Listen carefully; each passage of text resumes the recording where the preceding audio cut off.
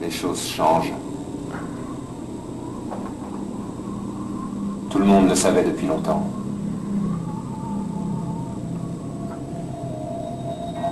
L'Occident. America is addicted to oil. It's inconceivable to me that our children will be able to maintain the American way of life and that the world will be full of resource-based wars of all kinds. Et l'Orient aussi.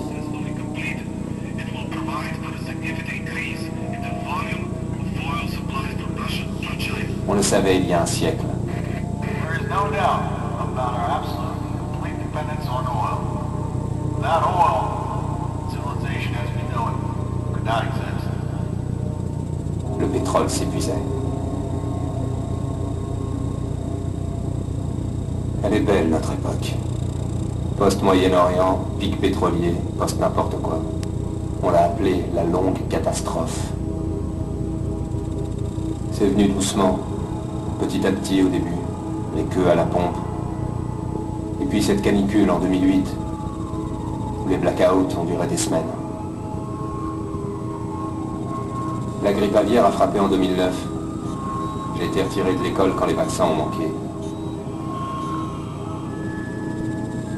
Ils disaient que ça irait mieux, on serait tous sauvés. Les carburants bio, l'énergie solaire, les centrales nucléaires plus propres. La dépression a commencé en 2012. L'Afrique a connu la famine et puis nous aussi. Les gens ont arrêté de chercher des solutions et ont juste tenté de survivre. On les a regardés mourir de faim pendant 40 ans. C'était irréel. Mais bientôt, les scènes qu'on nous montrait à la télé se sont passées dans nos rues. Ça fait des années que ça dure. Là, on est au point de rupture.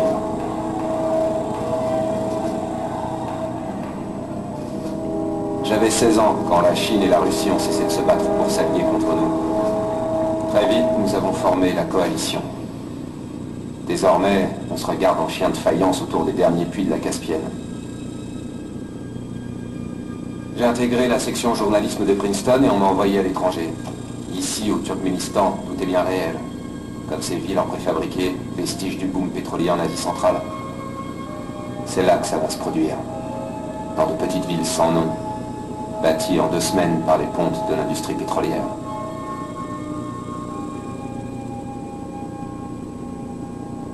On est en 2024, au 21e siècle.